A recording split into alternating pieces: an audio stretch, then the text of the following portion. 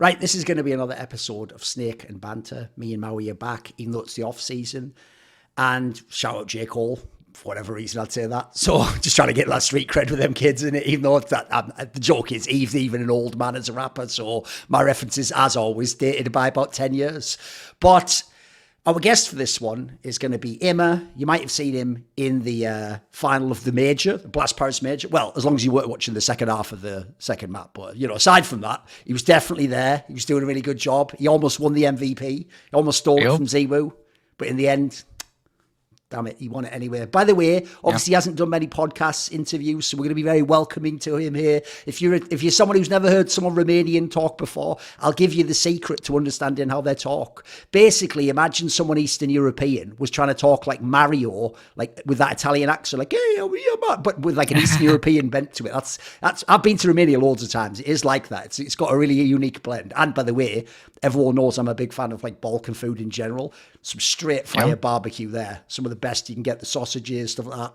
Really top-notch stuff. So, okay. Have you been in Romania, by the way? Loads. I was at Majors there, mate. What are you talking about? I was at Majors when you were just fucking watching in the stands going, oh, one day I could be a good player. And I was like, yeah, we'll see. You know, no fans, please. No fans. Did you try sarmale?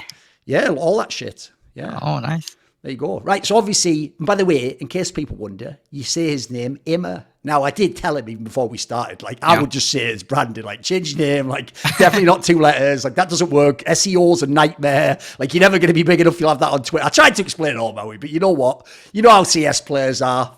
They always know better, so it's all good. We'll get into it. So obviously, on Snake and Banter, what we always do, Imma, is the guest starts with the first point. So what is your good point that you are bringing us today? So I guess the good point is that basically our run at major, it's like it was like something amazing that we basically went from 0-2 in the challenger stage to the final. So that might be my good point. I mean, might be something like.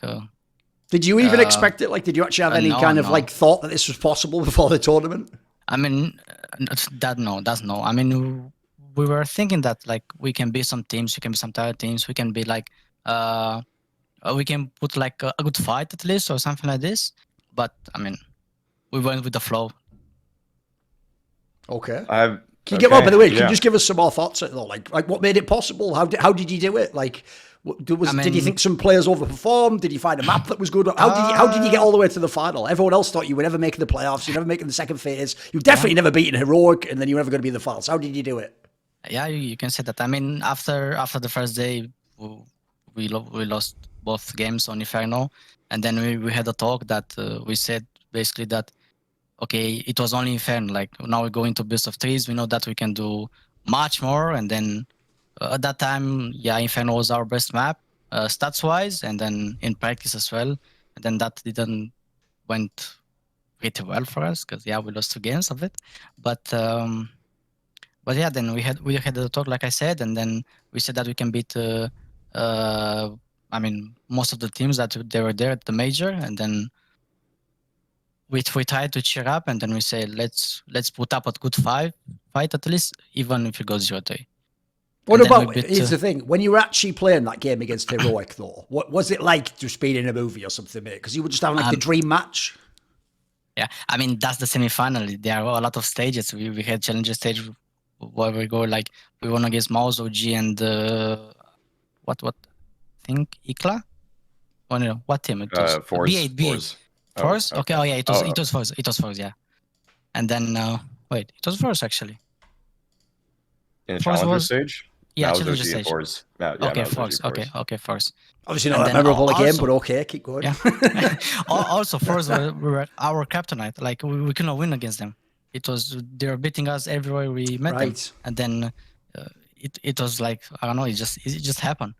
And then when we went to Legend stage, that also after coming back from 0-2 to 3-2, we had more confidence, and then all of this stuff. We met Navi. We knew that it's gonna be a hard game. We lost it, and then we got a bit of luck with the matches because.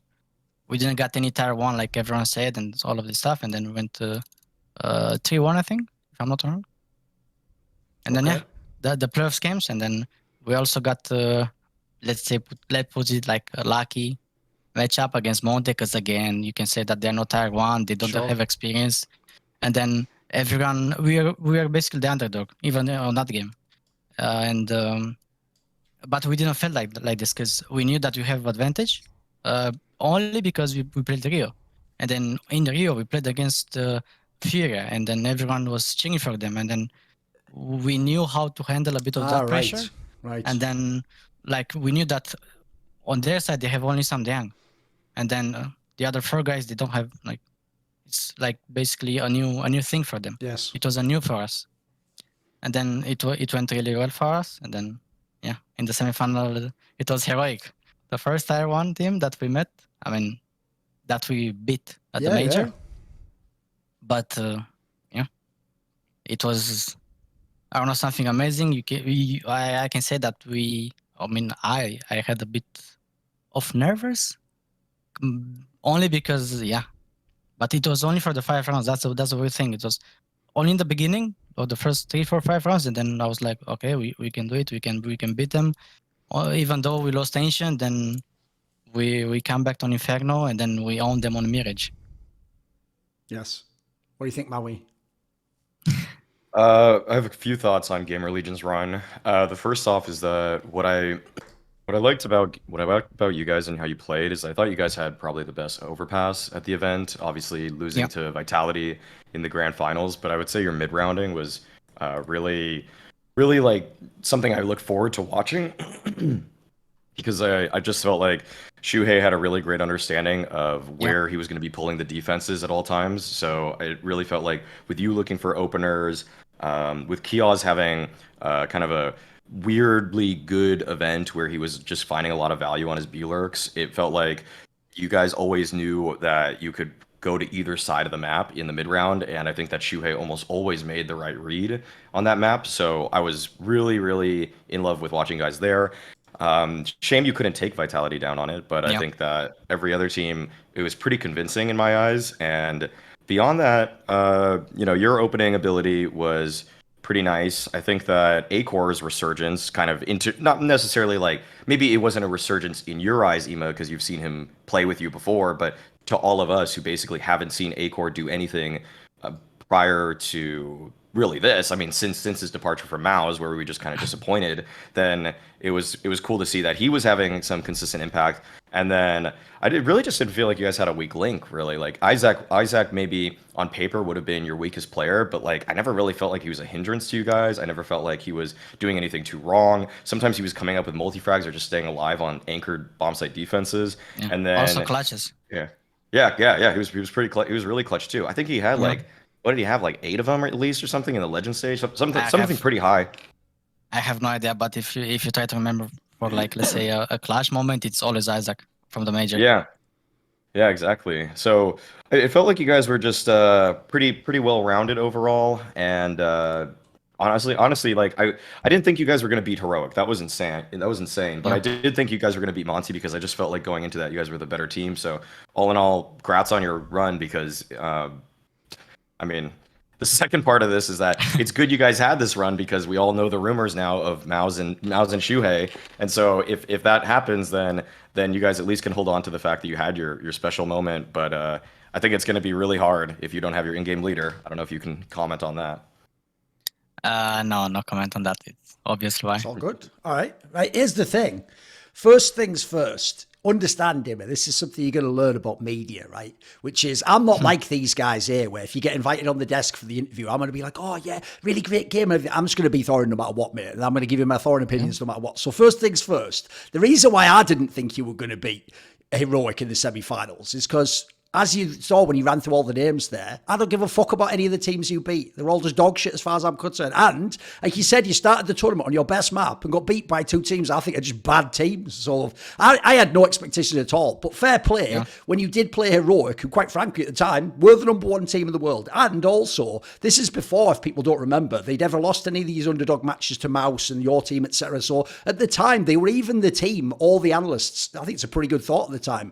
We all agreed, like, even if they might lose the final, they can't lose to underdog teams. They're probably the best team at beating the underdog teams. They have the deep map pool, so you're never safe even on your own map. The team play is amazing. They actually have all the new fucking setups and flashes and strats and stuff. They're not one of those teams that's like resting on the old guard and just trying to frag people. To me, I thought there's no way they can lose this. So I will say, I do think on the third map, they did actually just collapse and they had like a fucking internal break. But I think there's even a good reason for that. I think that's an example actually of where, even as like the underdog, people talk about like the buff you get, like if you start winning in the game, like, oh, it seems impossible you can do it. That happens to the favourite though as well when the underdog starts going. And I always say this, in a big match like that, when an underdog has a run, what you have to do as the favourite is you have to just survive. You have to just like be in the water and just keep treading water, just don't drown. And if you survive long enough, you'll get a chance. You'll have another round where you win it, or you'll get your guns back again, or one of your players, if you're the better team, will have a big round and you might be able to come back in the game. They never got to that point. The joke is they're the ones who drowned on that third map. But the first two maps were bangers.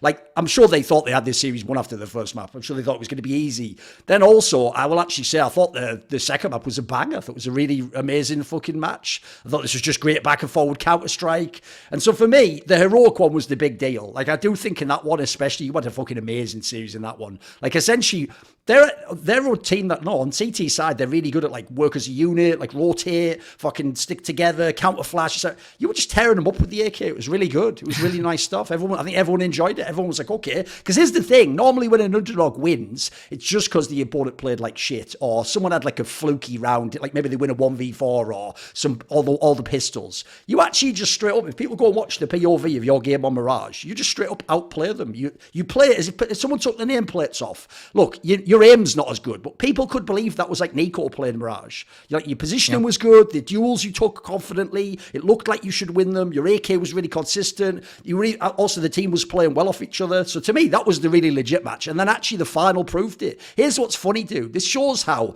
analysts see the game differently to fans. Because fans will go and look at the score of map 1, the overpass game, and go like, 16-6. It was easy. It's like, what are you talking about? There was about 2 or 3 clutches or late round scenarios where your team was favoured, and that's just where inexperience hurts you, like the difference is. And I mean, that one where Apex won like the 1v2 against like Acorn, whoever it was at the fucking mid-top. He didn't even play that well. He fucking spanned that. He was missing everything. Like, the joke is, he tried his best to give you that, but unfortunately, the two players like overthought it. You could tell they second guessed what they were going to do. It was me and Freddy.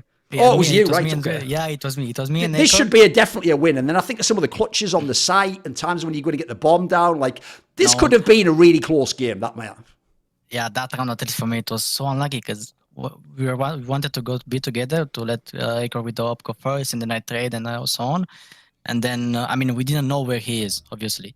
And then whenever I watched Radar, he went out, he killed me first, and then Acre missed with the op, and then it was an awkward fight with him, and then he won it. It was so unlucky for us as well. And also, like you said, we lost so many clutches on overpass. And I think I didn't watch that game back. I watched only Nuke because I didn't want to watch overpass because I still remember for the game, they had so many flanks, so many timings that they got, and then it was so crazy. And then in the actual... All rounds they're behind us. Yeah, no, agreed. And then in the Nuke game, people just go have to watch the first half. In that first half, look, it wasn't going to be the end of the series. There'd be a third map. But, like, Vitality was almost like, this is what happens in games. Obviously, you're trying mentally all the time, but subconsciously, you sort of know if it's like, the game's getting away from us or it's not going. I could see they were ready to go to map 3, mate. At the end of that half, they were just ready. Like, if it starts really badly on the second half, it's map 3, right? Think about Inferno. And the problem was, that's where being an underdog team that's even won games, but now you're in the biggest moment ever and you're playing for your tournament, like, that's where it's too much, because what you're asking people to do there is inexperienced players have to win T-side rounds on Nuke against some of the best aimers in the world. Like, that's about as hard as you could possibly ask someone to do the job. So it doesn't surprise me they were able to get going and Ziwu heated up, and then basically the rest history, they won the game. But I will say this, bearing in mind Overpass was super close, Nuke was right there. I really wonder what would have happened if we went to map 3, because map 3 was Inferno and everyone just saw at Blast right now. You know what? If you get hit, if you punch him in the face, Vitality can be beaten on that map. They're not unbeatable, it turns out. So I just wonder what would have happened then. Like, because then they would have even had to think, because here's the other thing, people always forget the flow of a match. If you win the first map and then the second map, in this case, was their pick, it's not as big a deal to lose that as it is to be like under pressure on the elimination map where you know you can actually lose the tournament. So like that's when you actually could have put a bit of pressure on them. They'd have had to go backstage after that map and think about it. Fuck, one map to go. What are we going to do? Do we like stick with our original plan? What if they've anti-strategies? Do we switch position? Oh, then they'd have been the ones guessing. But that never happened, of course. They got to win. Yeah. So I would just say, in terms of other people on the team, it's not just going to big you up. I do think the Isaac guy, I didn't know fuck all about the expectations for this guy. Every time I've seen him play before, he was just whatever. In the heroic game, though, he's one of the reasons why he won that series. He had some ridiculous clutches, like you're saying, some like out of nowhere big moments. Shuhei was really good fragging. I'll be interested to see what happens if he does go to another team. Akor, I think he's just an up and down player, but when he's on, I mean, people forget, obviously he was the one who pretty much won you that game against G2 at the RMR last year. He can have massive games, obviously, and the key thing with him for me is his actual skill set is really good. He's just someone clearly where he's still figuring out like the competitive mindset, how to actually believe you're the better AWPer, all that jazz, because his first bullet, like as an AWPer, is really good. He's so quick. I mean, I even saw in that tournament, people like Cadian were just almost shocked that they were just getting picked or just killed immediately, you know. So there's definitely a lot of promise in the team. The problem is like Maui stays, obviously. ENCE and all the other teams have had this problem a million times, is if you get too good, then people take one or two of your players, and then for the others, it's a tough spot. What do you do? Do you leave? Do you stay? Do you re-up? It's just hard place to be in. So, okay, we'll go to the next point. Mauisnake, what is your good point?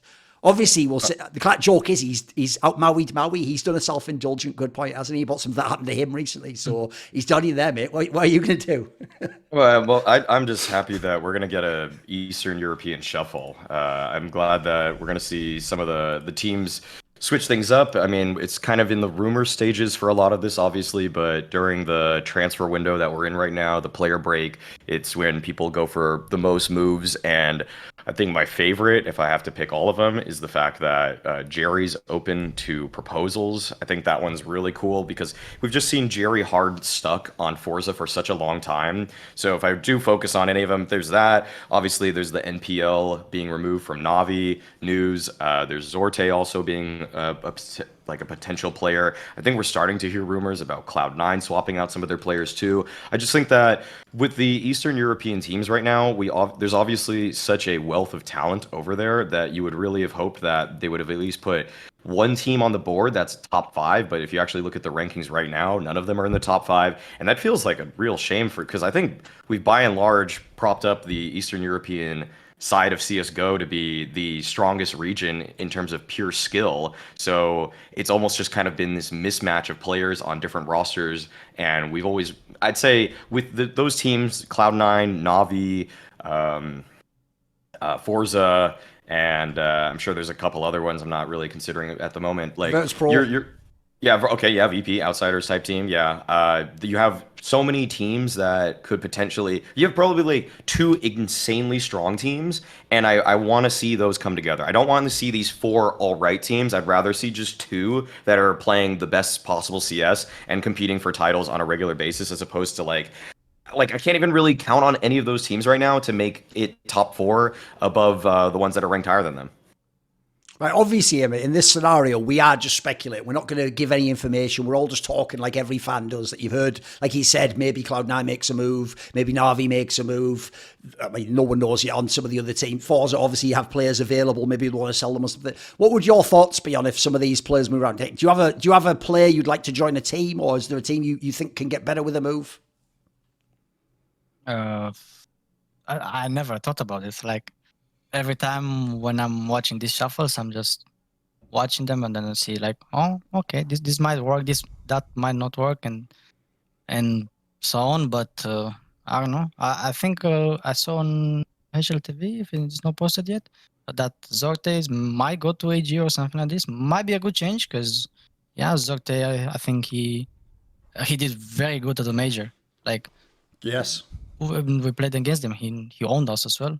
It was very hard to play against him. He was that type of player who's playing a bit of Jane, but not that like full saving. He's like still trying to do his plays, to do his aggression, but he can also save. And then you try to find him, but you cannot find him. And then he's somewhere that you don't expect him, and you die. And then it was also frustrating for me to play as an entry against him because I'm dying from, and I don't know where I'm dying from. And I don't know. what else? I cannot think of. That's all good. Right. What about, is there a player you think's really underrated in the CIS region? I mean, you play at these level with some of these guys. Is there anyone on like a Spirit or a Forza or someone that we don't know how good they are? And they could be really good. I think the duo of Kenzie Norvi from Aurora. Aurora. Yes, right. Aurora. Kenzie and wait, is it Kenzie? Kenzie, Let me I check. think, Yeah, Kenzie's on that team. Aurora. Yeah. Kenzie and Aurora and Norvi. Yeah. Okay. These two guys are crazy. There is no game from them to see one of these guys dropping 30 bomb. And then, I don't know, it was so crazy. I think they won a lot of tournaments as well. Like 1 or 2 months ago or something like this. And they're just winning, basically. Okay, fair enough. They might be underrated. And then, I don't know. I think if some CS big team comes to them, that might be some potential on them. I mean, like you said, Maui, the big thing here is the notion that people can actually like willingly leave Force and go to a bigger team, because for some reason Force is like some mad purgatory where you only leave it if you're being cast down into hell and you'll never be seen again. Like people like Al Mauisnake just keep playing but on other fucking teams, and Exapower leaves but disappears forever and we just never see him ever again. And then meanwhile, the ones you want to go up, the Jerrys of the world, the Shalfi Zorti, they just can't leave apparently. So that's very exciting. Obviously everyone's been saying for ages because it's just not many names in the CIS scene. Like Jerry's the one you'd want to join a bunch of these teams as the IGL. He's got the experience, he's even got the lands under his belt now. So to me it's like the Snappy scenario. It's like give this guy at least 1 or 2 years of real fucking star players. Let's see if he actually is as good as the others. Like maybe we're wrong. Sometimes it turns out you are, and they just are, you know, they're a small team IGL and they have to have everything their way, and maybe they pick the players or something. But like Snappy, I would say the example is like, I just want to see you give him the tools. Can he actually go to work? Can he really win the big games? So that's to me, exactly it. I also just look at the other players as well. I mean, obviously some of these aren't people on the transfer market. I'm just speculating myself. The talent is bonkers in that region. It's so insane. Like I'll run through some of the names that weren't even mentioned. So obviously you got Wonderful over on Team Spirit, still fucking mega. Looked like one of the rookies of the year. You have Jerry himself, Zorti, like you mentioned there. Zorti did the Dexter thing where you post God stats and don't get through the next phase of the tournament. Dexter himself potentially available from OG, another guy who can go to Russia team or international team. The rumor is Electronic and Perfecto leaving. I don't think people have even let that actually process how insane that would be for whoever gets them.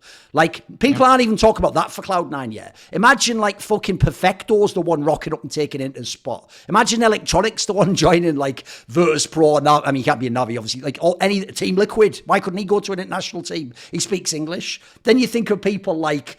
I mean, no one even remembers Aliens alive. Like, I told you, mate, when you curse me on Twitter, it curses you in real life. That even happened to the fucking goat, mate. So after he said fuck you to me in Russian, no one's ever heard of him. So you know what? I think life just told you, fuck you, bro. Then obviously, no one mentions them because no one really knows the circumstance of their contracts. But imagine if any of the VP players ever get in the mix of this fucking shuffle. Like, imagine like Flit on Cloud9 or something like that as their fucking lurker. Like... The point of these moves is this talent level is so high. Like, if the right pieces go to the right places, like Maui says, you could have like the top 2 teams in the world come from CIS region. And that's without even mentioning... Yeah, go on, Emma. But the thing is, I think you mentioned like 4 players and 3 of them are oppers. And then you have Shire, you have Simple, you have James that you cannot take them from that team. So they will not join as a rifle, 100%.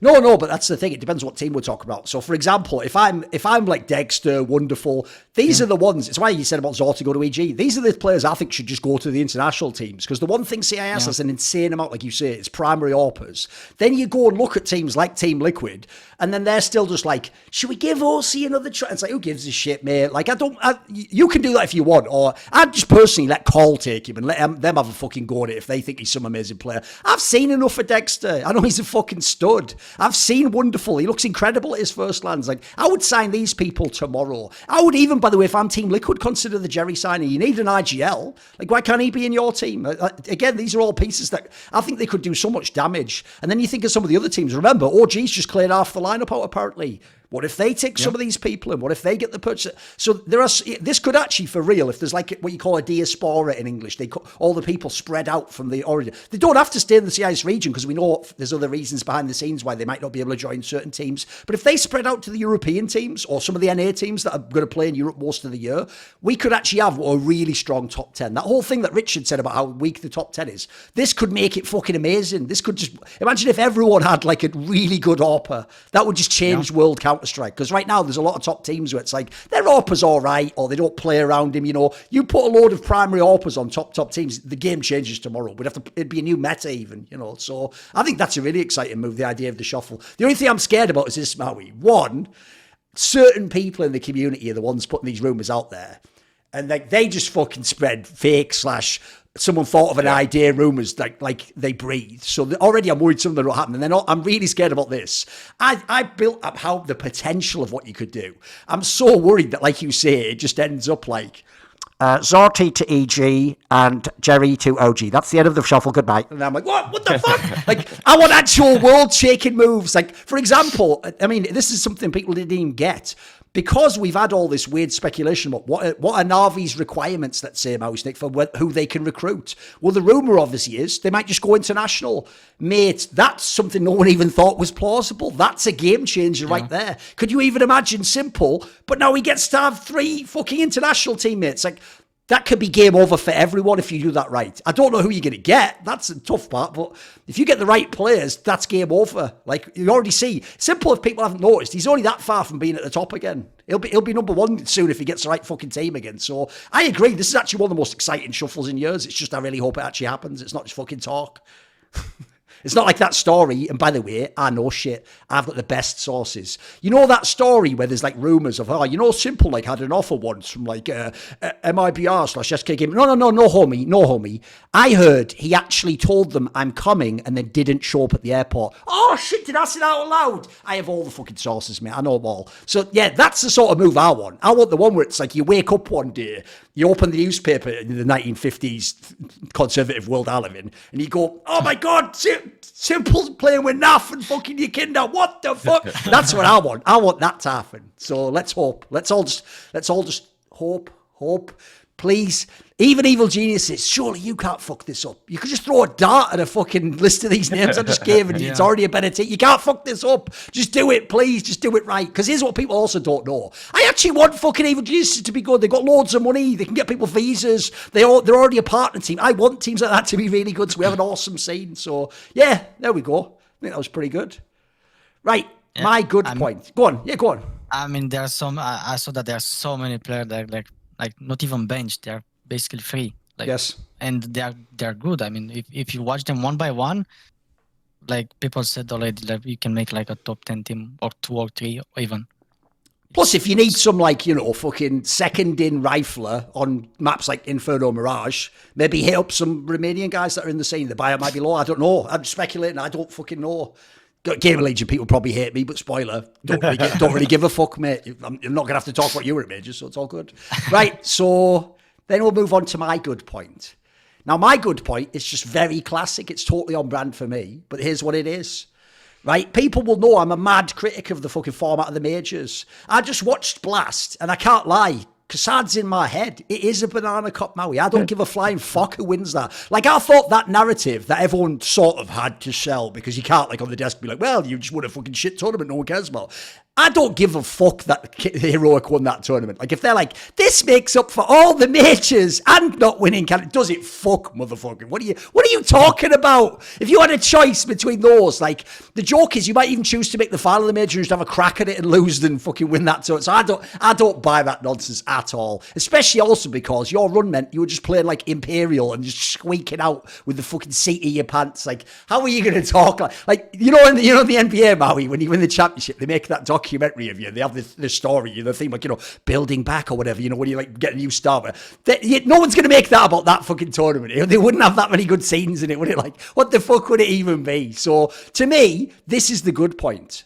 It's only about a month until the best tournament in Counter-Strike. And I know him is excited because the old world rankings means he's invited as a top 8 team. So ESL 1 Cologne, now IEM Cologne, is in just over a month. It is the best tournament in Counter-Strike. It has the system where you come from the world rankings. It has the teams that even come like I'm not a biggest fan of the regional ones, but whatever. It gets the world viewership up or whatever. The playing format is a genius idea. And what it has that Blast can't do, unfortunately, is because Blast stupidly separated the groups from the showdown, which is online, from the finals, theirs doesn't feel like one big tournament. Katowice and Cologne feel like a fucking major because you start in the plains, you're watching, and you know there's good teams there, by the way, and you know some teams they're going to make a run. Then you go to the groups, it's double a limb, you have all those good matchups, etc. Then you have the proper stage part. When you get to the stage, look, it isn't a major, but it may as well be. That Laxus Arena is a fucking fire place to play. It's one of the best crowd atmospheres, and because you've seen everyone grown up, Mihai will have seen it. Everyone who watched the old majors, you've seen fucking Get Right going through the crowd, you've seen Olaf Meister, you've seen Kenny S, you've seen fucking Pasha from Virtus. All the legends go on that stage and have to play with Team Liquid, Astralis, all of them, etc. So that's the one for me. Even though it's not a major, it's my favourite tournament in Counter-Strike. I think it's just the one where it just checks all the boxes for me. I don't know what the results will be, but I'm so hyped for the start because I just love that tournament. What do you think of this tournament, Emma? I mean, it's gonna be. I mean, every time when I'm seeing like the playoff stage of Cologne, Katowice, like you said, and then you go to you watch the major. I think it's the same thing. Like maybe even I don't know. Maybe people are even like more hype. I mean, the fans, not the players, are even hype than the major itself. Like I don't know. For me as a viewer and the player at the same time, because I didn't play there yet. Yeah, sure. It feels the same. Basically, it's like you are playing in there with a lot of fans because you cannot tell if they are 20k, 30k, 40k, or so on. And then it's just an amazing feeling, to be honest. The only thing is, though, obviously, like we're going to imagine that the lineup's the exact same. If the lineup is the same, though, Emma, you have to actually prove it. You have to actually make sure it wasn't a fluke. Yeah. You have to show us that you actually are good. You have to make Mauisnake and people like that look good when they talk about how it's because you're not in like partner system and stuff. I think it's just, you had a couple of good runs. You won one match. Well done. Well, can you do it again? I mean, of course, why not? I mean, we saw that we are way better on land than online. Sure. I mean, whenever we go to bootcamp, we are winning everything. Basically, this is not even a cap or something like this. I think every time when we went to bootcamp, we won, let's say, I don't know, 90% of our games, and then we go on LAN, and then this happened. I mean, even on the Rio Major, we did good. Even on Paris, obviously we did good. But even I think the only thing that it didn't work out for us, it was Finland, the esport thing. Okay. On LAN, but the rest of this, it was very good for us. Like we are better when we are close to each other because. I don't know, maybe at home someone is doing something, he's not focused, he's whatever, and then maybe, I don't know, what happens. Just allergic to coke or something, I guess, right? Go on, Mauisnake. Yeah, I think to wrap back to the original point about Cologne and its invites, I mean, I think that it's one of the greatest things about our circuit is that we don't just have one world championship per year because there's a few tournaments that obviously matter. Obviously, both majors do. And in some ways, we've talked about what we want to consider these prestige events, that it's the majors and then the Katos and the Colognes. I mean, I would actually put it as Cologne is 1A and Kato's like 1B. Like, I mean, it's right, they're right next to each other, but I'd say Cologne takes precedent for sure. So in terms of the crowd, in terms of the environment, and I'd say the invite system here, and the fact that it's not really, it is after a player break also, but kind of people are more in the flow of things, and like the difference between a summer player break and winter break player break to me just kind of, I don't know, something about it just seems like maybe it's the environment, maybe it's the stadium. I think that probably is it. It feels like it's a little bit more grand than say the Katowices, but I would say that with the invites and looking back at it, I was really very pleased to see that pretty much every team that is there deserves to be there, with the exception of maybe like the Mongols and Greyhound, but you just have to throw a little bit of love to that oceanic region just to make sure that they stay alive. And so everybody else is, but then there's one thing that's very weird about this. I don't know if anybody noticed that, because when you look at the logos, you see big, and then you read it, it's Big Academy. It's Big Academy at this, not big. That's the one thing with Cologne that's so strange. And I think this maybe eluded people's initial impressions and when they saw this, but it's because Big Academy qualified through ESL Meisterschaft with Crimbo. So Crimbo's going to play at Cologne, I think, but it's that the rest of his teammates aren't going to be Tabson and the rest of the There's the actual hyped guy, roster. apparently. Apparently Okay, that guy yeah, who's I think open's going to be there, okay. Okay, yeah, that's And the that's Sin cool. guy who stood in. So there's a few people we know, but I agree. Like, I just looked at it as big as well. I quickly scanned it. Yeah, that's a little bit odd, but everybody else is real. I'm super glad. I think the one team, like the highest ranked team that's not there, is Virtus Pro, and that's just because they only came back into relevancy because they finally did something at that ESL Challenger event recently. I would say it's a shame that they're not there, but like whatever. You can't always get everybody because someone just sneaks up the rankings here and there. But no, Cologne is just one of the pinnacles of Counter-Strike, and with the lineup that's going to be coming into play, it's also so pleasing to see that the direct invites to the group stage are the 8 highest ranked team according to HLTV right now. That's extra impressive because you know that if some of them had to go through the play-in, you'd be a little bit like, like, is Cloud9 gonna make it through? Is there gonna be a weird choke from like another favorite for some reason because they're not warmed up for some stupid reason? But now there's really just like once it hits the main event of Cologne, that's gonna be the best Counter-Strike on the planet once again. It's gonna be better than the Legend stage of the major. It's gonna be better than the playoffs of the major. And so yeah, this is already shaped up to be the best event of the year because there is no second major, so this almost just has to be the best event of the year.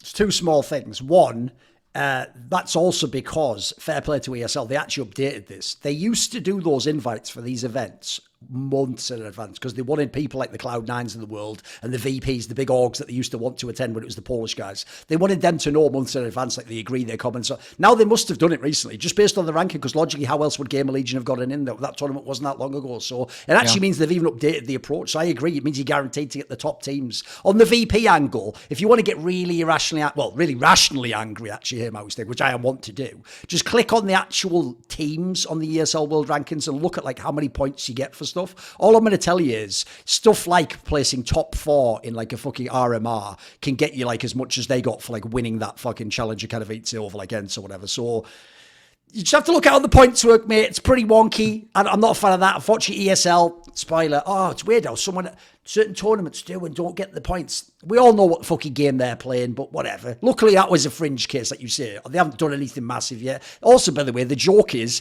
the partner system even hurts people like VP because they're not in it. So even the world champions can't play the blasts because you have to go through like 1 million online fucking games to get there. There's even a side thing I didn't even mention in that video that I made about that I know Snappy was telling me, which is that's also regionally based as well. Like I think ENCE has to go through some like Finnish qualifier into another tournament, into another. So it's like, it's all over the fucking place, that one. So, right, now let's move to the bad point. So, Emma, what is your bad point? Oh, I was struggling to find a bad point because yeah, I mean, you mentioned me to pick up from whatever, but I don't know.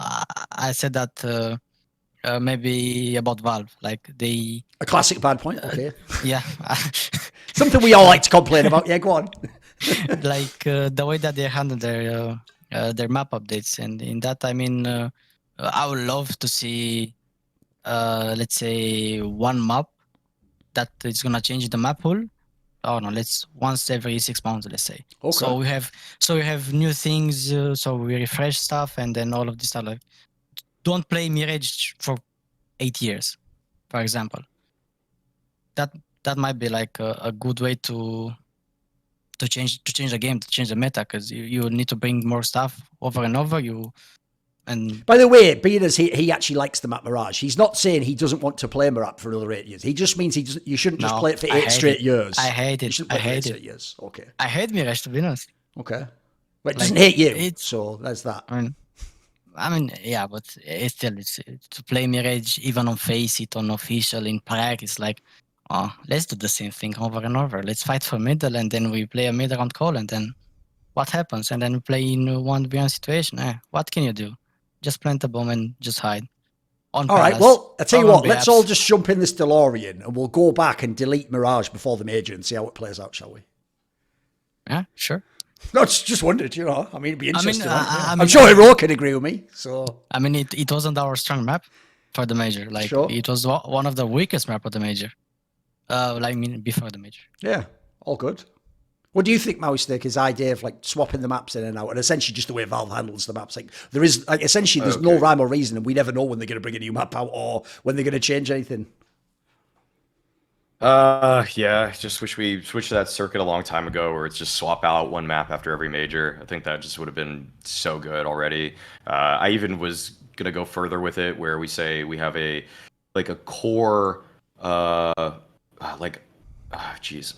God, now I forgot the idea. It's been a while since I talked about it. But I think it was something like you basically have a pool of like nine maps, and you know that the next one in the circuit is going to be that 8th map. Right. And then you're going to swap out one that is just kind of at the top of the list, and you kind of know what the rotation is, so you can actually plan years in advance, more or less, what it's going to happen. But then every, like, say 2 years or 1 year, they add one to the bottom and take out.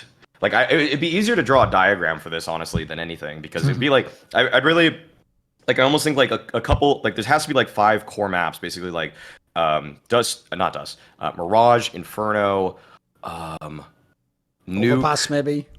I think Overpass is like I like it enough that I would keep it in all the time. But like the maps like Vertigo, the maps like Anubis, the maps like Ancient that are newer and really haven't stuck as well in terms of community perception, I would say that those have a chance to fall out of this 10 map rotation, and then that's when they would bring in a new map from a community designer or Valve builds one, and then they would put one of those in, and then you'd kind of know the rotation moving forward. But yeah, I mean, really with like having Mirage in this long, it's just obvious that Valve is trying to appeal to the everyman player, because if you don't have Dust 2, then somebody watches a tournament and you don't have Mirage and somebody watches a tournament, there's a chance that there's going to be a little bit of that viewer rust where they're just going to be like, wait a second, I don't know these maps. This game's a little hard to watch now. But if you can suck anybody into a Mirage game, because everybody now that has been watching Counter-Strike for the last decade knows how this map plays and what to expect on it, so they can gauge the performance in the match that they're watching. So yeah, I guess it's bad that it's there for this long. You would have wanted it swapped out at some point, but like I get their reasoning. I get why Valve does it. Yeah, I mean, I definitely agree. Like, I've always thought a cycle is good, not least because, I mean, I always give this example, but I watched old school Korean StarCraft, and in StarCraft, that's actually what they did between the seasons. They would have a pool of developers who made like 3 or 4 maps. It's like Mauisnake said, they'd have a certain amount of the maps stayed. I don't know what the number was, and then they'd like remove a couple and insert a couple. And yeah, some of them sucked, but the good news is they could also then, if they were really bad, remove them in the next cycle. Like they could push them up the limit so they were the ones that got removed, and it basically kept it so that, like, because in a game like that where you've been playing the same game for 10 years, it's not that it would be boring, but it's that you actually also mega punish the modern player. Like, if he hasn't played that map for like 10 years and doesn't know every single intricacy, it's just going to be way harder to ever get to a top level. So it encouraged people to adapt and develop new things. So I think also another reason why, if you had a cycle, like you're saying, like a 6-month cycle where a map goes out, is it would actually, as counterintuitive as this sounds, it would actually encourage teams to play the map more than to avoid it. Because part of how people pick maps now isn't, they don't just in the moment. It's very rare they really do think like, just play the map, neither of us play it and get a cheeky win. Top teams don't do that. What they think is they're always like thinking what their strengths are on the map and longer term. Like, if we switch to this, maybe this is going to be our new map if it works out. So if that wasn't what you were thinking, if you knew after this major, for example, that like Anubis got removed, I'm just using a rambling example here, I think there's a lot more teams might have just given it a go when they were like losing in the tournament, or they were in the best of 3, they don't think they can win. Maybe they just say, fuck it, no team's really good on it, maybe we just give it a flyer. Whereas it can almost feel like it's a waste of time to prep for that. If you play it the first few times, you don't like it and you're not good on it, you think, right, fuck it, it's just our second rotation ban against anyone who doesn't pick it, basically. Because the real problem in Counter-Strike is it's not that people, like, this is the thing that people miss. It's not that people all switch the veto to be like Ancient or Anubis. Actually, not that many teams do. A lot of them do stick with their traditional veto, or they just have the one veto that is the map they're not good on. What happens is, though, if nobody in the scene likes these maps, and that's why I picked those ones, they're so rarely picked that you can just second rotation veto them. And the second rotation veto just takes them all out of the pool. and you don't get the matches that often. And so that's why you don't see the top teams playing these maps. They clearly just don't like it, and it's almost like a gentleman's agreement. We just veto them out and play the real maps and have a normal game like the scrims. So I think that would be great. And then I'll just say this as well. The other reason why it would be awesome and why I gave the Korean StarCraft example is because in Korean StarCraft, obviously, you're not all playing the same race. There's 3 different races in the game, and they have different biases on the maps. So that was a way they actually invented, since StarCraft wasn't updated for over 10 years, to actually make the meta change as well. Because then if you were like the Zerg player and Zerg wasn't doing that well, some Zerg maps might come in next time and suddenly your race has the chance. So I would say the equivalent in Counter-Strike is it would change the styles of the teams. The team that's on top, like put it this way, if you really were the dynasty and you stay on top when they change a map, you just are the gods. Like, I'll give you an example no one ever brings up because everyone's just accepted they're the GOATs now. You do know, if you look back in history and you were really cynical, Maui, it looks like Valve are bigger fans of Astralis than I was, because they took out Cobblestone right as that lineup got set. Then they took out Cash. Those in order were the Astralis permabans. And so once they took out Cash, well, what do you know? They could play every fucking map under the sun. All that left at the time was Train, and you saw what happened when Liquid tried picking that against them. They even lost on that because the joke was they were good on all 7 maps. So the difference is, if in this span, remember, Astralis was on top for like a year and a half or something if you take out the Blastralis period. If they'd have actually had to survive like 2, maybe 3 maps coming in, it wouldn't be a question. They would just be the GOATs, wouldn't they? If they could keep on top when their maps coming in, and one of their, by the way, that would mean a map they like might be going out of the pool. That must mean maybe suddenly the nuke goes out, and then if, by the way, also then if your team Liquid, new game, you're not just playing Inferno Nuke every time. Maybe now you're playing a new map that you never played before. So I think it would also just be great for the scene. Like, as much as I do like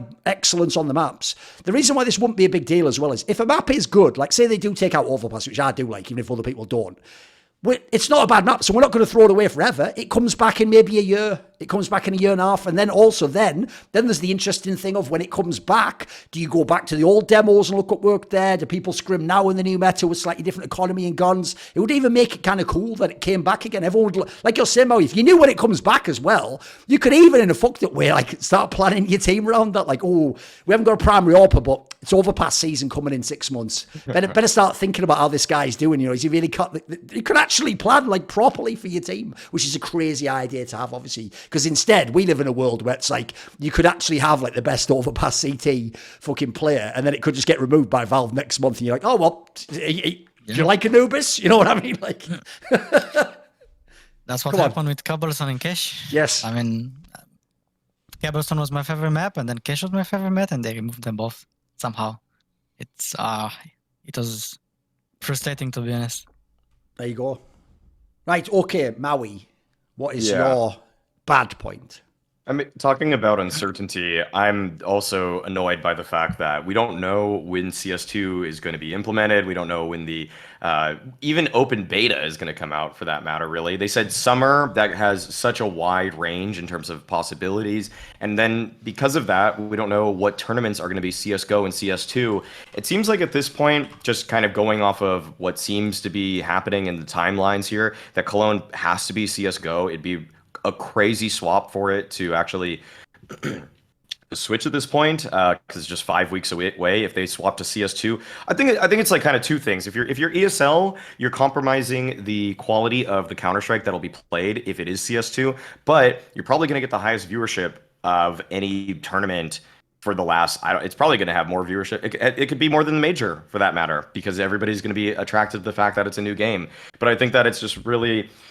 It's really quite poor in terms of planning, and it also kind of just shows once again that Valve in some ways doesn't really care too much about the esports competitive circuit, that they're very hands-off with all of it, that they're going to move at their own pace, which is what a game developer should do, as we've seen with bad game releases in the past who just release things too early. But at the same time, any kind of timeline or any expectations we could set would make this whole process a lot easier for a community that is really the backbone of this game. You know, like, I mean, they might think that the backbone of Counter-Strike is the gambling community, but like the gambling community isn't going to be nearly as popular if there isn't some esports scene that these people are buying skins and trying to contribute to or kind of like be adjacent to. So it's the whole thing with with CS2, CS:GO, that's really my bad point. It's not like there's not much even that more to it. But yeah, it's just when's it gonna come? Like we want to know. That's all it is. Do you secretly know, Emma? Do you know when CS2 is coming? No. I mean, I feel the same. Like Mo said. I mean, it's even annoying. Like you wait, and then whenever they put like let's say a spoiler, they put like this, then there is nothing to come, or they put a small update or something like this, and then it's just, oh, can you just release it already? I mean, to me, I even think just give us a date, even if you have to be conservative, even if you just say, like, literally, it's October the 1st. Everyone can then adjust accordingly. Like, you can actually, by the way, even adjust contracts potentially. You can get the tournament organisers ready. People can actually, like, decide which events they're going to attend and which they aren't. Because you notice everyone keeps doing that thing where just because they meant because the player break's coming, everyone's just blue balls to fans because every team, when they got eliminated from the last tournament they were playing, was like, that's it from CSGO from me, boys. See ya. And it's like, and I was like the whole time, like, not based on what I've heard, but okay. Because if people don't get it, think about what you're saying, Maui, right? They only just said, we're putting out more limited beta. Like, there's no way. It's like a month and a week till fucking Cologne or something. Like, there's no universe, in my opinion, you're putting out a limited beta now if we're going to go to open beta, and open beta is going to be what's in the tournaments. Because that's another thing people have ignored as well. What if the open beta has loads of scuffed problems in it? What, we're just going to play like Cologne on a fucking scuffed thing where it's like a smoke has a weird thing in it, or there's some weird aspect of lighting that no one's fixed, or no one knows some shit. Like, people might have seen that Man 2 clip where on Mirage you could just like go on top of the roofs like fucking COD or something, or like old school 1.6 on Italy. Like, what if something like that was in a fucking Cologne, and it's like, oh, what's that kid gets up on top of the roof? No one's ever been there before.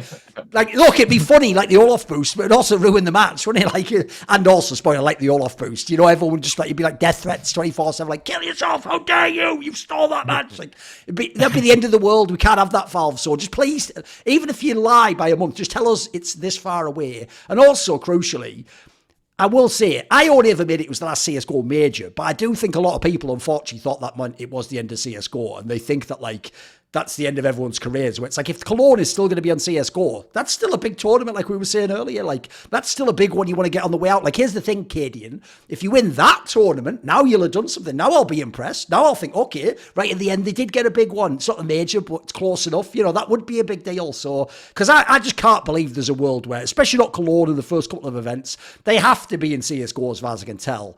And I know that thing about summer, as far as I know, that was from ages ago, though. The things that I was hearing, because I think Richard said it on his stream, was it's more like September or October for the open beta, and then who knows if open beta is what we're allowed to play the tournaments on. That's Valve's decision, right? So I don't fucking know on that one. I also feel like, this is just a random idea I'll throw out there. If I was Valve, what I would actually do is, as well as this, I myself would pay someone to organise a tournament that isn't in the calendar at the moment. That's just sort of like a freebie, like warm-up for the top teams. Because it's also just going to suck when the first tournament's on a game that you've only played scrims on or whatever. You never actually played a LAN on it.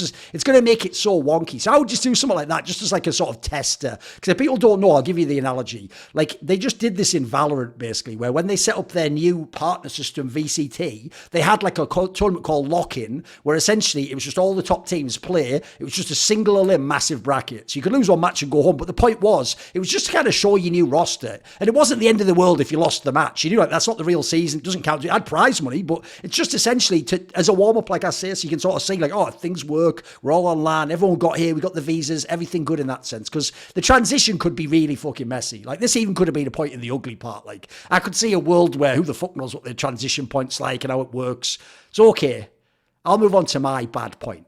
And this is also, I know my branding, mate. I know what I'm doing. I'm not fucking around. I'm not just picking these ideas out of nowhere. There's a lineage of my thinking. Oh, that's right. I'm just going to straight up say it. I'm not even going to leave any room for interpretation. I'm just going pure bias. Aleksib being kicked from NIP is a fucking bad move for everyone. Well, unless Aleksib goes like Team Liquid or something. Because I just don't get this move. As far as I can tell, this is because of the Hampus thing combined with not making playoffs of the major. And the reason why I say both those parts is because, one, I'd heard for months before, I've said it on this show, that Hampus was going to come back, but I heard he wasn't coming back as an IGL before. My information I was told was like, he'll just come back as a rifler, and people know the story. The guy spent like 2 years in every interview sort of saying, I'm not supposed to be the IGL, of course. Like, I don't really think of myself as an IGL. He kept doing that, so now he's going to be the IGL again. That already sounds so whack. Because essentially he's built a campaign for 2 years against the role he's now taking. And then secondly, you were like this fucking close to making the playoffs of the major. This close. This close. Like, it's only because Apex did like some epic plays at the end of the game on both maps that you didn't get there. Like, you almost made top 8 of the major. So finally, basically, Aleksib's got the team almost into shit, and then you cut the main guy from the team. I don't get it, mate. And by the way, I'll do a thing about it soon, but I've said it the whole time because I have these connections. That whole thing that he just micromanages everyone like a fucking anime is so overblown, it is ridiculous. Like, he isn't totally freeform, but he definitely is not the guy like, shut up, you're all doing this. Like, that's a total fucking imaginary thing that I don't know where that's come from. As far as I know, people just said it in an interview before G2 or whatever, and then everyone just keeps repeating it over and over again. Like, if you just look at the way they played, they obviously weren't playing like that. And that thing that Config said, mate, if I want Config's opinion about fucking strats and how to run a team, I'll just ask him what MSL told him years ago, because I don't give a fuck what Config thinks. Config's job is to put a crosshair on people's head and click left mouse. After that, you don't have to think anymore, mate. We'll handle the rest. If you're alive still, put another crosshair on their heads, click left, click again. The flowchart, I've set it all up for you here, mate. I don't want to feel like Aleksib micromanaging you, but the flowchart is you keep doing that until you're dead. And then at that point, don't even give comms, mate. Your comms are shit. Just remain silent and let me think, and we'll win the rest of the round. Like, I'll bring in the play, I'll bring Hampus in as a fucking lurker. We'll make it work. Don't you worry. You do your part, and we're cushy, like, it's brilliant at that point. You can't go wrong. So that whole thing, people are going to like this move, because what's bizarre is, I think it's because he played with Nico. People just have the craziest hate border against Aleksib. I don't get it, mate. He's never, ever trash-talked people. He has no bad personality. Every team I've seen him in, most of the players, except the original Ents, look like, this is a bit whatever, isn't it? These aren't really even living up to the names. And then he still gets like the odd result here and there where you're like, oh, okay, maybe there's something there. I even thought if you looked at the head trick guy, mate, he was just fucking starting to percolate. He was like almost ready to be really good, and then you kick Aleksib from the team. Like, I think this is a bad move for Nip. I think it's even worse for Aleksib because he has to reset again, and who the fuck knows where he's going now. Like I said, I hope someone like Team Liquid's going to call him, because if not, where's he going? Some nobody team, some bad team again. What do you think, Emma? Obviously, you don't have to go on all that. What's your angle on Aleksib being kicked from Nip? Is it a legit kick for you? You can disagree. I totally agree with you. Like, maybe there is also like some stuff that we don't know about, but still, like, he's doing pretty good. Like I said, they almost qualified to playoffs. They were like in a good shape. Let's put it like this, and then yeah, I don't know. And then you said about the Aleksib micromanaging people. It's like I'm saying as a player, there's no way that let's say Config. If Aleksib is micromanaging, let's say mid round, late round, and he doesn't like it, and then there is no way if he tells Aleksib that okay, stop, or do it a bit less, don't do it that much. There is no way that Aleksib doesn't stop it, because basically they want to win, no? Yes. So they will just come together to a point that they are both happy, and then like it's obviously that is like a people writing on HLTV comments and all of the type full talking like they don't know anything, and yeah, I'll just put this out there. Like, all I'm going to say is this: if you're Config, that's an awfully fucking convenient thing to say right after the tournament ends, right, in really close fashion, and everyone's like, why did you lose? Because all I'm going to say is this: you were minus 12 on that fucking second map, and also, if you go watch the game, you just stop having all the fights made. Oh, did Aleksib, is that how he micromanaged you? Did he say, oh, Config, don't take the mid fights anymore? I wouldn't want to have, like, map control or be able to actually attack the site. And also, by the way, please go minus 12. Please just get fucking fragged all over the place. That's a fucking whack. That's just deflection there. Come on, Maui. Where are you going on this one, mate? Yeah, I have a few angles to address this one. One is I'll just start with the most controversial one, where I think this is good for NIP. I think this is actually a win for them. But it's not like a huge win. I almost would have rather they replace actually someone maybe like Config and brought in Hampus and Aleksib, actually. I wouldn't have minded something like that to happen because I think you would have developed more consistency because just flat out, Hampus is a more consistent, aggressive player than Config is. They play at a very different style. Like, Config's a little more brute force. He's just going to run in with the nades, be a space taker. He's like, flash me in, boss, and then he's going to just run in with that. Whereas Hampus is a little bit more deliberate. He's going to try to like work around some utility. He might call an audible for himself. He might do something a little bit different off the cuff. But I think that with this move and why I'm actually a fan of it, I think that the reason that this team started working is like think back to what this roster was first showing out the gate, where they were playing with this 5-man lineup. They didn't even qualify for the easiest ESL Pro League playoffs ever. Like, literally, objectively, the easiest to qualify from ever, because there were more spots available to qualify for the playoffs because they lost to 0-0 Nation in a decider game. And so from that point on, the way that they started playing looked a lot more free flowing, and it looked a lot less like the characteristic Aleksib style calling. And so from what I have heard and what I saw, it seemed like there was kind of like a blend of what DJL wanted to do and what Aleksib wanted to do, and they started to reach more agreements with the team because other people wanted some more freedom. But the thing is that, and where I can agree with your point in some respect, is that they were starting to find results with this blended style. So that's why, to me, it actually would have been nice to just get Hampus back in, because I think Hampus is better than Config as a player. And so that's why, if it's like, if you just want to go 1-for-1 anywhere, yeah, keep Hampus off the in-game leading duties, because like you said, years ago he said he didn't want to. I have heard since then actually he wants to call again. He's wanted to call actually ever since he started playing with DJL as the coach. He said this is the way, like this guy I can call with. Like, when I have DJL behind me, I know how to be an in-game leader finally. So like that to him boosted his stock tremendously. And it's also like what I noticed last year when DJL came into the roster, or like was it 2021, or whenever DJL came in and their T sides finally went from being like 20% win rate on the offense to going up to like one of the best on a couple of maps. That's when I was like, okay, now I'm seeing the combo right there and I'm seeing it work out. So I think that DJL and Hampus can actually bring some of that back, because also at ESL Pro League, I think NIP had like the 3rd worst T side of any team. And so at the major they were better. And so like that's why, like, it's almost like this move would have been good for NIP had it never, like, basically if Hampus never left and they just had him the whole time and they never went through this little Aleksib saga, because it actually is in some ways scapegoating Aleksib, because I don't think that this is necessarily Aleksib's fault that they didn't qualify for the playoffs of the major. They still did very well. The team was literally trending upwards. Like, every tournament that I was watching them play looked better than the last in terms of style, in terms of results.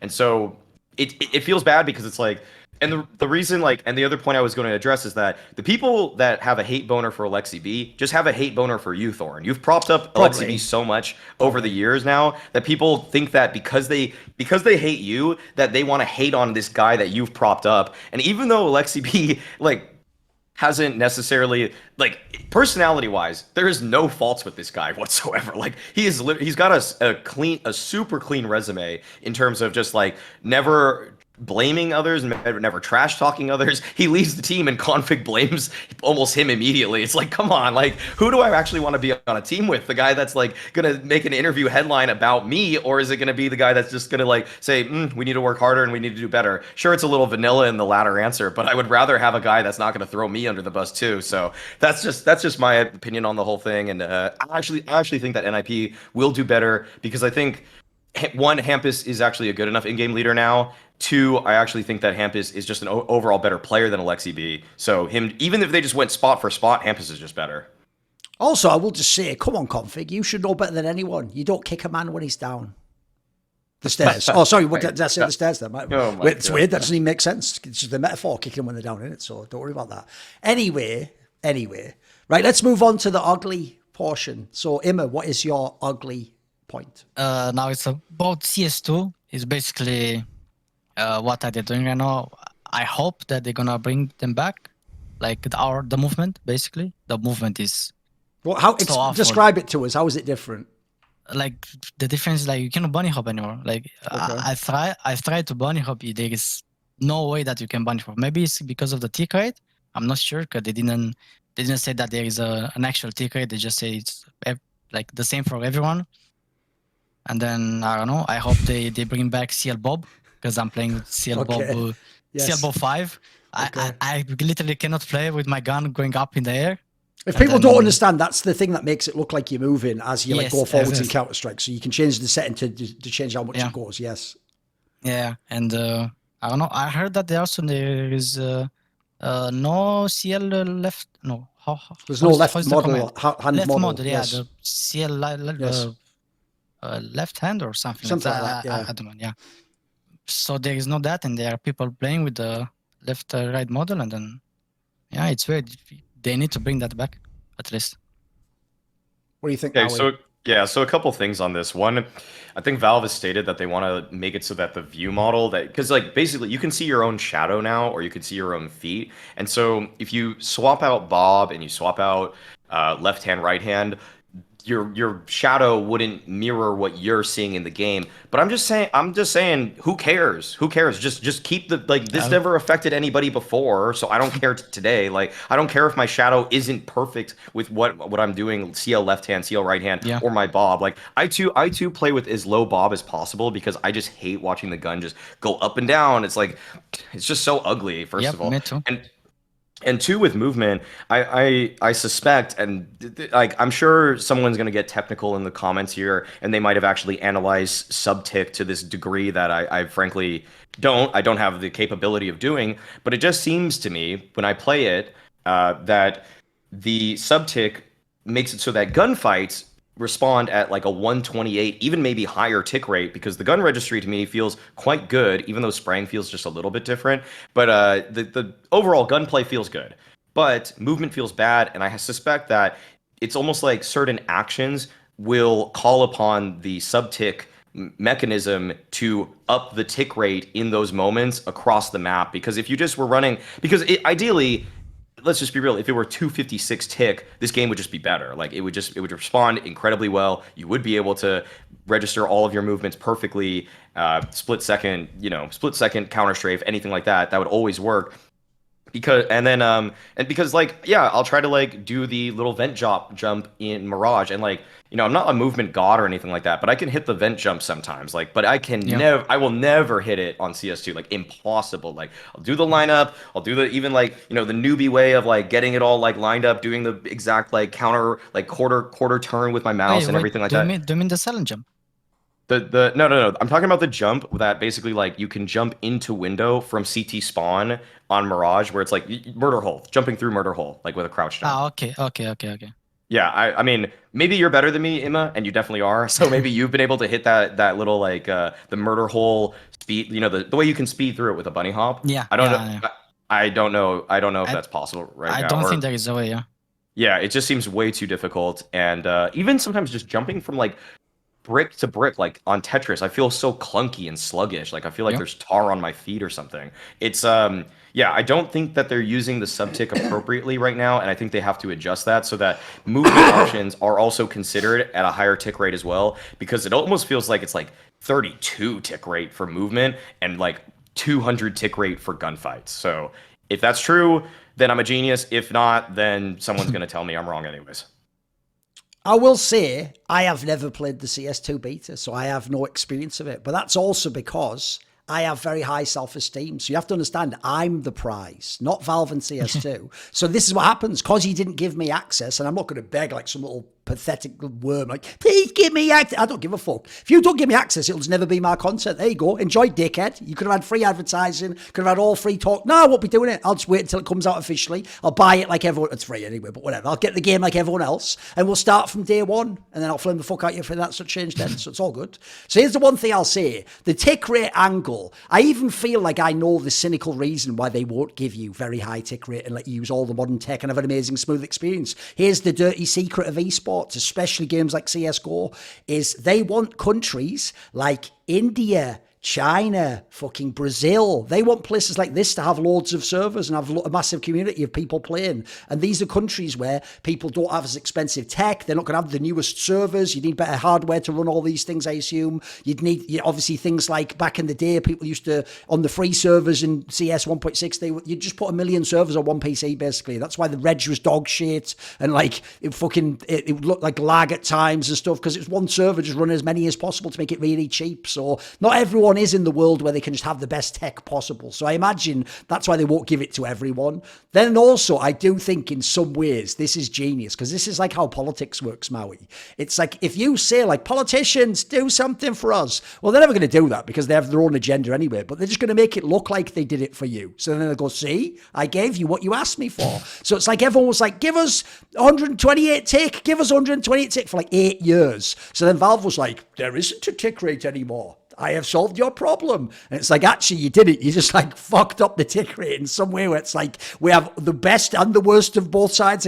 And so now, but no one knows, because it's not as simple as like, just give me a higher tick rate. Now everyone like can't figure out why it's bad. So it just delays us complaining for like 8 months or something. And then we'll all figure out like, stop giving us sub, and then we'll just do that for 8 years. So maybe that's the new thing. Then all I'll say is this. The reason why I think it does suck is because one of the things I really like about the movement in Counter-Strike is because it's actually got a logic to it, that when you figure out how the air excel works, for example, it's super consistent in CSGO. So for example, the most classic one ever, you gave a few of the jumps you can do, obviously the one through window on Dust 2 into B is a classic one, but I think the most famous area where you could always see who has really good air movement and who doesn't is when people have to throw the bomb across long A towards the fucking bomb site when everyone's watching from CT spawn on Dust 2. That's where you see who can actually do air excel and either do the jump over or throw the bomb properly. And there's pro players that can't make that jump. I can tell you right now, I've seen them do it. I've seen them fail it so fucking badly, and they have to just do like a fucking little noob peek on the like wide swing on the corner or something. So I like that you can give people edges like that. If people don't know,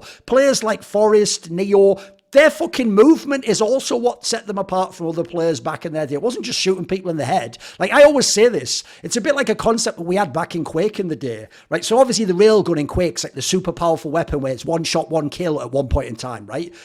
It's not really like if you're a really good aimer, you do like what people thought Simple used to do back in the day, where it's like you just walk in looking anywhere, and then you see a guy like a Terminator, you just snap across the whole screen and kill him. Because that shot's the hardest possible shot. You have to do a massive swing and then be really precise. What you do is you set that shot up. That's why Nico, here's why actually, sometimes I wonder, does he have the best aim ever, or does he have the most perfect setup ever? Because he always has the crosshair placement, exactly the right part on the angle. He moves as he moves the crosshair in perfectly, and essentially, even though he then does have the craziest possible like hits, he's also making the shot as easy as possible. Like, if you're actually a noob, by the way, you can just watch. You're not going to hit the shots. Just watch how an eco POV of how he clears corners, and it's the most perfect corner clears you can ever get. Like, he's just doing it so he's moving and putting the crosshair at the right spot at the same exact time, and it's making his shot like half as difficult, and then he can hit every shot as well. So I do think that is really important. And the reason why I also want things like air excel and the ability to do movement tricks is because movement counters aim.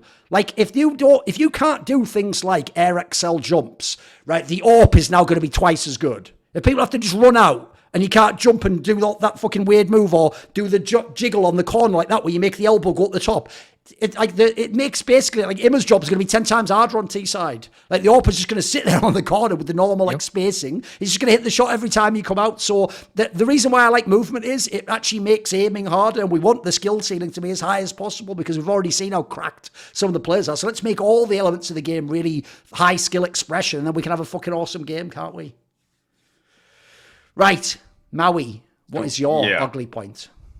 Yeah, mine is kind of in some way 2 parts. There's a macro element to this, and then there's one that's just like what we just saw at the Blast Spring Finals. And my ugly point is the way that favorites play, which is more or less, it feels so frequently that if you're a team that's the favorite going into a match, you see them playing not to lose as opposed to playing to win. So I feel like when I watch so many favorite teams nowadays, they just play back a lot more. They're a lot more passive. They just kind of hope that their setup does all the work for them, that their aimers just bail them out of situations.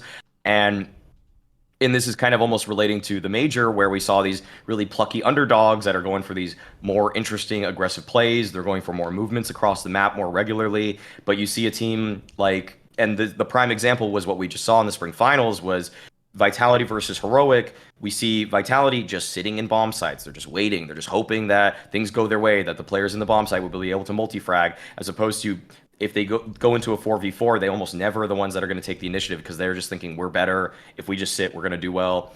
And it kind of does relate to that match in, like outside it and in terms of mentality, because I've heard this before too from multiple different players. It's like we're not good if we're the favorites. It's like what does that mean? Like how is that even a thing? But then we see that Cadian in all those interviews is like, oh, we're probably gonna lose tomorrow anyways. Oh, we're gonna probably do badly. Oh, like we're gonna get to the semifinals and then lose there. It's like, why is that? Like it's crazy to me that is somehow a psychological strategy now for your own team, that if you consider yourself the underdogs, you're going to play better, you're going to play with more fire, you're going to make more plays. And it's almost like the way that we have to now in CS trick our own brains to think that because we're the underdogs, we should be more active, when time or like the major in some ways showed us that if playing actively is good a lot of the time. If you're the one that's taking the initiative, you have a really good chance, especially on CT side, of catching your opponents off. T side's a different story because you just simply have, it's just the nature of the game, you have to do stuff. But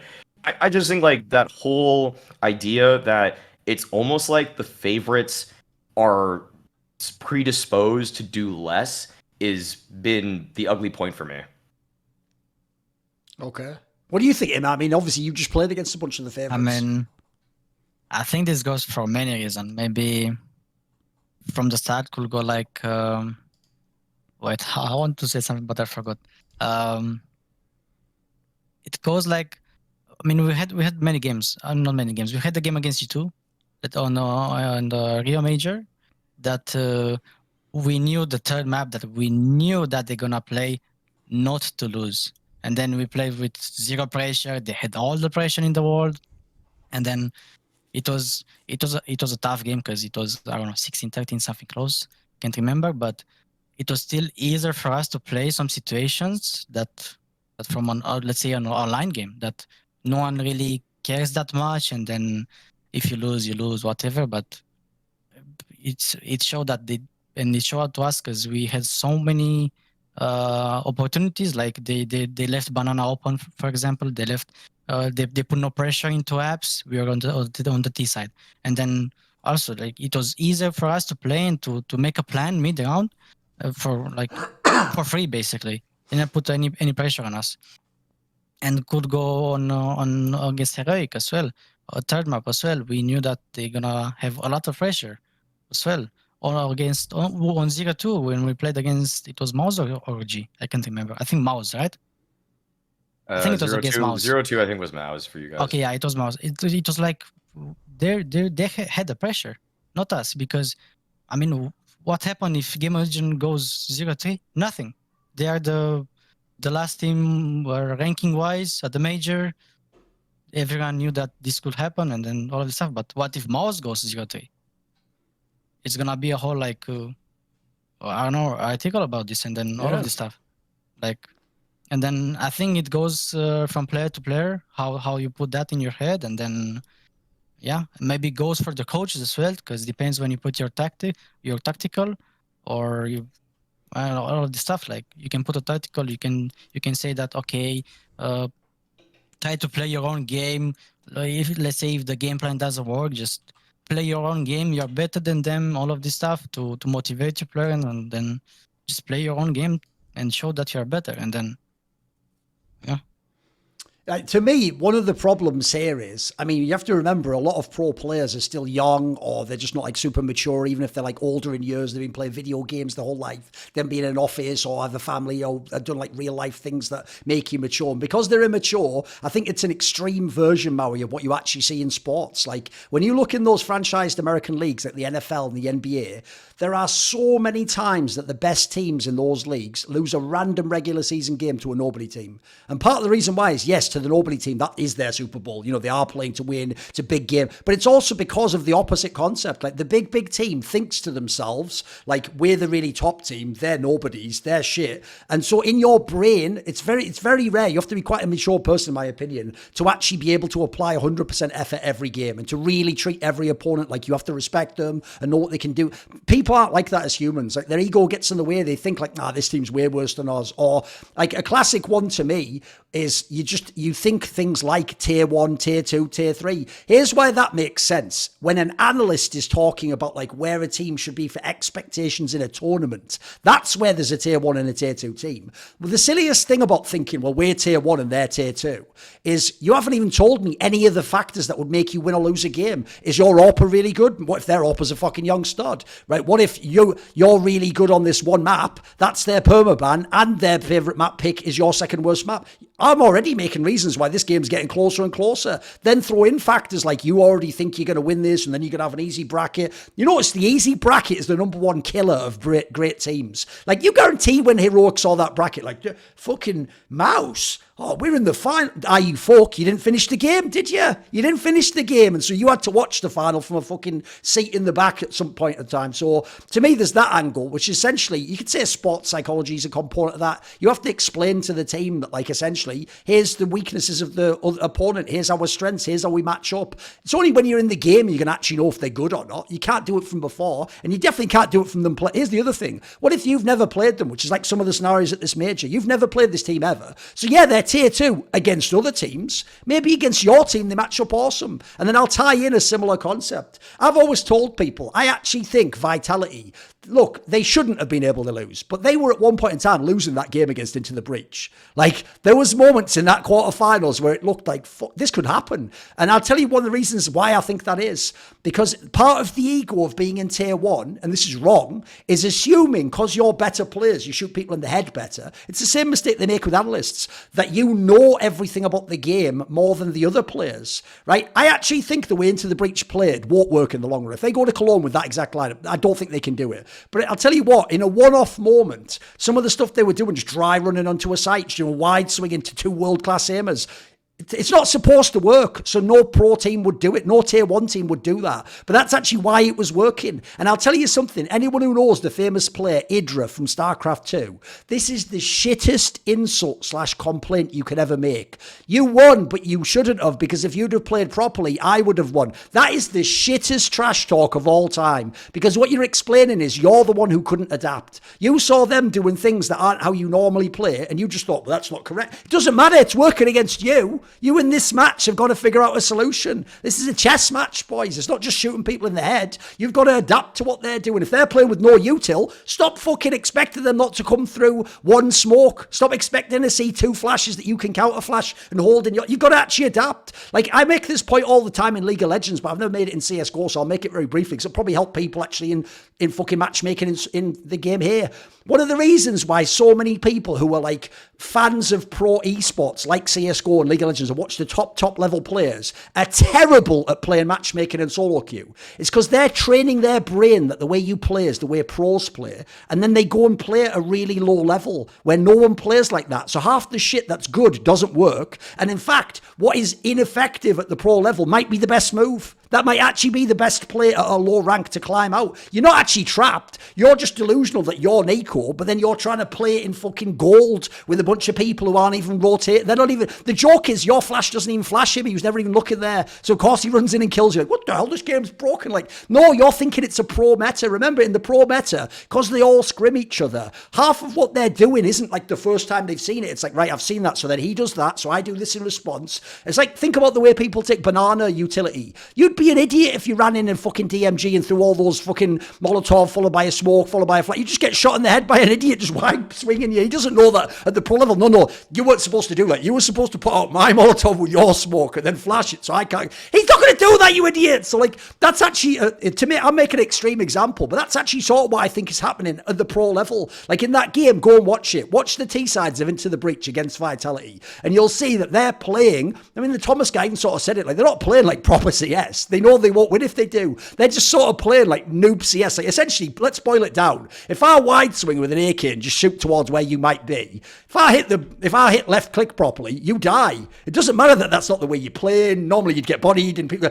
No, that's all shit for the desk later. Like you can do a great interview after the game when you've lost, but in this match you have to actually understand everyone isn't doing it all correct. So I agree. I actually think that's the biggest problem for me. It's not the partner thing. I actually think it's like the ego of the players. Basically, they think they don't know what's possible. Because in the top level, people just don't do certain things. They don't try like a 4-man stack on nuke, CT, ramp or whatever. But I tell you what, if someone does that randomly against a pro tier 1 team, they might just win the round straight up from it. Because you'll think when you kill the first 2 guys, right, run straight down and then you'll just get shot in the back. So it's why you have to understand there are levels to the game, but it doesn't mean all the levels are better. It depends what the matchup is like for me. There we go. Right, let's do it. On the last point of the show, I've saved it till now. Obviously, Maui, I don't know if he's on the player break from being hated or whether he wants to join me on the sport. This is where I'm always just going to be me. You have to understand that. So you'd think to yourself, if you win a bloody trophy, you can't possibly flame us then. Well, I'm sorry, Heroic. My ugly point is Heroic wins a trophy in 2023. Just not any of the big ones that you would want to win and would be the really important one that would actually justify you as the best team in the world and mean you could have ended CSGO as number 1. They've won, like I said, the semi-Banana Cup. Or the Banana Cup, depends who I'm passing it to after this. I don't buy it. Like, the problem is, even the way they won it was like, look, it was cool. Like, to win from T-Side Inferno, it's a fucking pretty sick way to win if you're a really good IGL and you've got a good team. That's baller. But like I said, that Imperial match, whack as fuck. There's no universe where it should ever have been as close as that. That looked like they were bottling it, mate. They almost looked like they were about to fucking go to the airport as well. Then also, and you only basically won that, by the way, because they're just not fundamentally a good team. They don't have the players to actually knock you out at the end of the fight, basically.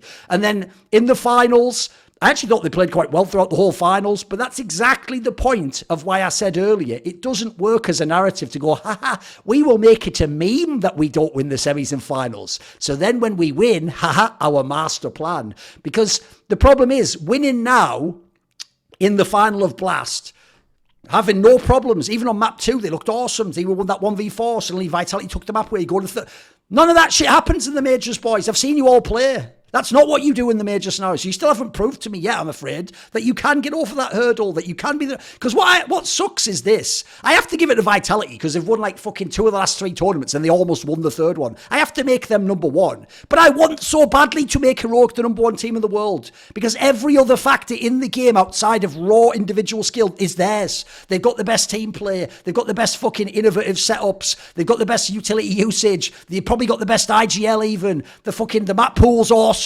They can win against every type of opponent. They can always win your map pick. In theory, they can fuck around with the veto if they want. They have every factor that I want to call you the best team in the world. But if you keep fucking up and you only win when it's like a blast, and notice these are always after the major. It's always the cool down tournament from the major. Like unfortunately, that's the one that isn't the big one. You win the prestige event, win Cologne, win Katowice, or win one of the majors. That's what I have to see. So that's why, as much as I'll give them all the props for winning it, it's ugly to me because I think they believe that, Maui. I think when they were all saying all that shit, like, and then they told us this new meta of pretending we are the underdog. No, you were the underdog because no one believes you can win the real tournaments. In fact, even think about this. People were questioning you in the Banana Cup fucking semi-finals, bro. That isn't a good sign. That's not a good sign. You know when they go, the pressure of being the favourite. I want that pressure. I want to be the best team of all time. I want to win all the fucking majors. So, to me, it's just ugly that this is like how, because we're going to the play break on a high. It's like, well, sort of. You got a half high. You know what I mean? You didn't get all the way there. You're at the outer bar door. First thing about this is that with winning this event, Heroic still, like, the stadium itself, I think Blast knows this too. Like, they could have sold more tickets to it. Like, it could have had more people in there. It could have been bigger, and in turn there would have been more pressure. And imagine if there were just like in this event, or imagine the way that, like, the stadium was actually pretty well designed in terms of like making sure that the audience were heard Okay. But like, imagine there's 1,000 more faces in front of you if you're Heroic. How that incremental amount of pressure that's added on could maybe have actually turned the tides in a single moment where Heroic would normally crumble. Because obviously Heroic have really struggled on really big stages before. That being said, they obviously won a fall finals. If you think about the previous fall finals, though, they did collapse on a stage there too. So I think like the victory that they had here in Washington is going to feel great because there were some high caliber opponents. Well, they beat the number one in the world, and they also beat FaZe, and so those are the most impressive. The FaZe win wasn't on a stage, so you would maybe like lightly take that one away from them. But the fact that they beat Vitality on a stage, but it's a smaller crowd, makes you kind of think that it doesn't have the same gravitas as even like an IEM Dallas where they crumbled. And it's like that crowd at Dallas, I don't know the exact number. I'm just gonna say 5,000 people. Let's just say it's 5,000 people. Like that's a huge difference from like maybe 1,000 at Washington, in terms of just like the sheer scale of it and what the pressure feels like in those moments. So for Heroic at this, I still stand by what I said at the major itself, that Cadian's never going to enter the pantheon of all-time great leaders in CSGO because there's simply not enough time for him anymore to capture that. Even if he does win a Cologne here, what he's done for the game in terms of pushing the meta forward is incredibly respectable, but I also think that the sparse wins here and there are also an indictment on his inability to rally the troops in moments where the pressure's truly on. And it does feel like that they're the ones that have been overwhelmed in those kinds of moments more than anybody else, because you look at them in the group stages and they almost always walk away from a group stage with the best 5v4 percentage, the best 4v5 percentage, some of the best opening kill percentages. Flash assists are at the top of everything. But then their playoff stats fall off a cliff and they start losing like 2v1s, and they start like the 3v2s they would normally win, they somehow mess those up even more. So I'm happy for them. I actually am happy for them because it's really so frustrating sometimes as a fan of Counter-Strike to see teams choke and play worse than themselves. You don't like that doesn't bring anybody joy. Like it's not like, I told you guys this. I say the lines about Cadian after he loses. Like I'll say the things because it's like it's so frustrating because a lot of us would have picked them, and we in some ways as an analyst you want two things. You want the games to be exciting and for you to have something to talk about. But two, you sometimes kind of want to be right. And when you're just like it's both of those that elude you because someone just chokes, you're just like the only response that you can naturally have sometimes is like, God, like I just wanted you to play better. Like just play up to the standard we're used to. And so for Heroic, good for them for winning this one. I wouldn't have gone as far to give it an ugly point like Thorin has, but I also get it. I get the sentiment. What do you think of Heroic winning the Blast Spring Finals, Emma? I mean, to be honest, I didn't watch the final because of the time zone. But I've watched some highlights and all this stuff. But yeah, I don't know. It seems like you said, they have the best utility of the game. Stats wise, they are the best team in the world, even though they are the second place right now. But if you think of they don't have one star player, they have 5 star players. They can, if one player doesn't play, that doesn't do good, they have 4 more, and then they can rely on. And then yeah, on the paper they should win more tournaments than they should. Like I don't know what, I have no idea what's going on in there, but it seems like they have like a what's the word? Like a blockage in their minds on the semi, in the semifinals or maybe finals, because they lost so many finals and all of this stuff. But I don't know. Maybe that's a breakout for them, this tournament. Who knows? Sure. I have a question for you, Emma, because when we saw you guys beating Heroic at the major in the semis, first 2 maps incredibly competitive, and then you guys just ran away with it on Mirage. Like, what did it feel like, the difference between maps 1 and 2 versus 3? I'm sure you were focusing more on yourself, but like overall, like if you can recall anything about what they were doing or weren't doing on Mirage that made it easy for you. I mean, it was easy for us because we were watching their playstyle on Mirage so many times. We watched them like, I don't know, for let's say maybe 3 months already.